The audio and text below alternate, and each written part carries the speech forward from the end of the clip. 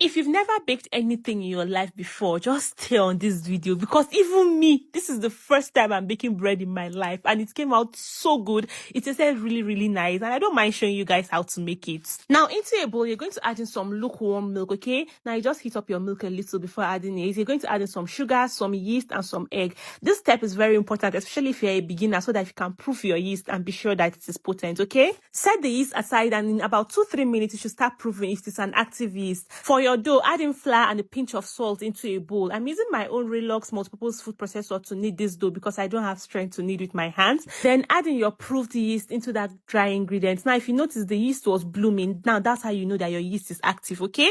Now you're going to go ahead to knead it, and when it is like about 5 minutes into kneading, go in with some butter or some margarine. Now you're going to cover it again and continue to knead it. You can use your hands for this process, but it's quite stressful, let me not lie. When you've kneaded your dough well enough, you're going to flour your working space. Put your dough onto it, and I'm now going to use your hand like this and knead it lightly like this so that it will become smooth and, elastic like this. So it's fine.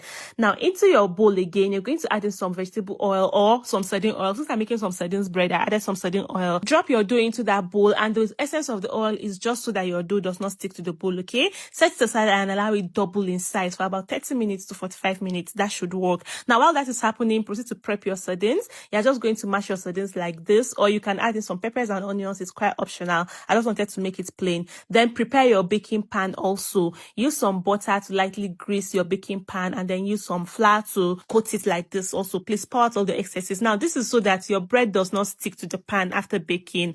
After about 30 minutes, this is what you should have. You see that my dough has very much doubled in size. Now you're going to punch out the air and then transfer it to your working surface also. Use a knife to cut it into different pieces, then use your rolling pin to roll it out flat. Now, this is so that you can fill it with the sardines properly and roll it back into like your bread rolls, okay? Now go ahead to fill the bread with your sardines. Honestly, depending on how much sardines you want in your bread, now fill it and roll it, and then fill the edge like this also, so that sardines will not just be at one part of the bread. Do you understand? Line that into your baking pan very properly and proceed till you are done with all the dough. You can finish off the top of the loaves with some sardines and some sardine oil, but that's not even compulsory. You can also use an egg wash if you have egg. If you don't have, seriously, you don't have to. Don't waste your egg. Then go ahead to bake it, and when you are done, this is what you're going to have. Very fluffy, soft, chewy, and doughy bread. This bread was really nice. Like, I could not even believe that it was my first time. I was so proud of myself. I'm certain you've learned something new here today. So just type thank you to Chanel in the comments, okay?